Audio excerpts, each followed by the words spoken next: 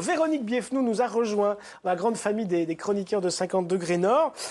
Et votre première chronique va se pencher sur une pièce de théâtre de Guy Tunissen, entre autres. Oui. C'est Celui qui se moque du crocodile n'a pas traversé la rivière, c'est le titre. Pas facile, hein. C'est un vieux proverbe africain, effectivement, et ça nous plonge d'emblée dans le thème de ce spectacle, qui est de se demander comment on peut arriver à traverser cette rivière et surtout comment on peut rencontrer la personne qui se trouve de l'autre côté, ouais. L'autre, avec toutes ces différences. Tout ça est symbolique, bien sûr, tout ça est dans le... Ouais. Bien sûr. Moi, ce qui m'a plu d'emblée dans ce spectacle, c'est que ça nous parle de l'histoire avec un grand H, mais par le petit bout, non pas du cornet de frites, mais de la lorgnette.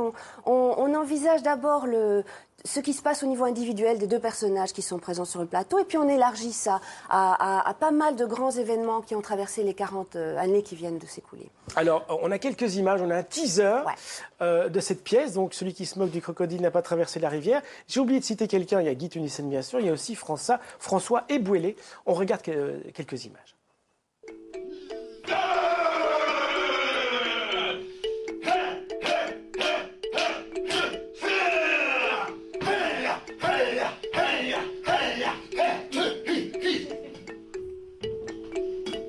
Je suis François Ebouélé.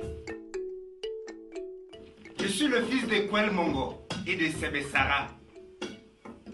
Je suis Ebouélé, fils de Kwele. Ekwele, fils de Mongo. Mongo, fils de Boussa. Boussa, fils de Nkola. Nkola, fils de Po. Et Po, fils de Bem. Bem, fils de Singhi. Singhi, fils de moi. Je suis né à Hasselt. Et son fils de Kouma. Et je suis donc flamand. Mais j'ai toujours habité en Wallonie. Je suis Guy Tunissen, le fils de Joseph Tunissen et Mia Spaas. Mon grand-père paternel s'appelait Léon Tunissen.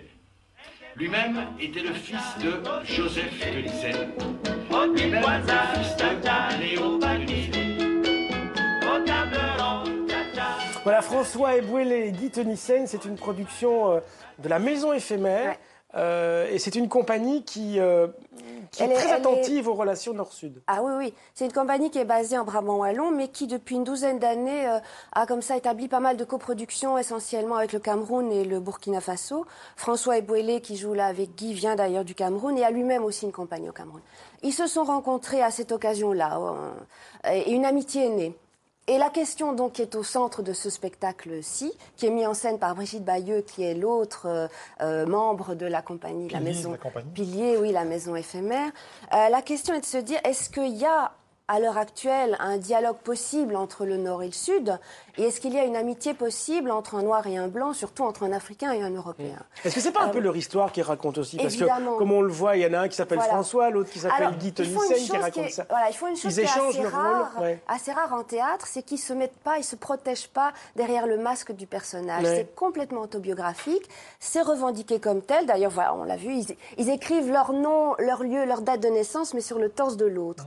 Donc c'est à la fois une histoire très intime, et puis c'est une histoire de peau. On est tout de suite d'emblée blanc-noir, quoi, voilà. Mais c'est pas que ça. On dépasse ce stade-là pour toucher un petit peu à l'universel. Hein. On part de l'individu pour aller vers l'universel. Et ça ratisse assez large parce qu'on se balade dans les événements qui ont eu cours dans les années 60, 70, 80, 90. Ça va de la mort de Martin Luther King à celle de Kennedy, Piaf, le premier homme qui a marché sur la Lune. Bon. Mais l'intérêt de la chose est de se demander comment ça a été perçu, ces mêmes événements des deux côtés. Ouais. Et c'est parfois fondamentalement différent. Par exemple, la chute du mur de Berlin en 89, ça a été, ici en Europe, je crois, reçu dans une allégresse totale. On était tous heureux, on se disait, c'est la fin d'une époque, c'est le début d'une autre, qu'on espérait bien plus lumineuse. Bon, après, on a déchanté, mais en 89, on était contents. Ouais. Alors qu'en Afrique, c'était l'horreur. C'était la désillusion, parce que sur un plan économique, ça a été la catastrophe.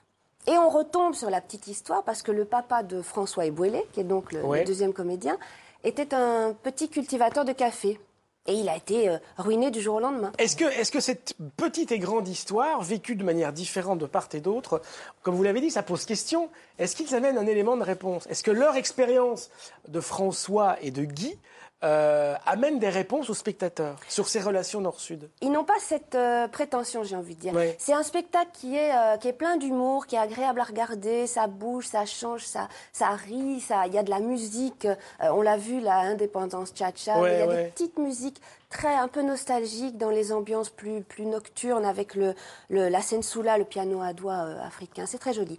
Mais ils exposent tout un tas de questions, de doutes, de craintes, qui sont, je crois, justifiées. Hein, mais ils donnent des pistes, ils ne donnent pas de réponse. En tout cas, ça pourrait peut-être être une réponse ou une contre-réponse à ce que disait Sarkozy à l'époque où il était président, quand il disait « l'Afrique n'est pas entrée dans l'histoire Ouais, discours de Dakar. Ils en prennent un extrait. Parce qu'au cours du spectacle, ils prennent des extraits aussi de la controverse de Valladolid pour remonter à pourquoi l'esclavagisme. On ne peut plus toucher aux Indiens puisqu'ils ont une âme, alors on va aller chercher les Africains. Bon, ils passent à travers tout, vraiment. Ils brossent une espèce de portrait. Oui, ça m'a plu.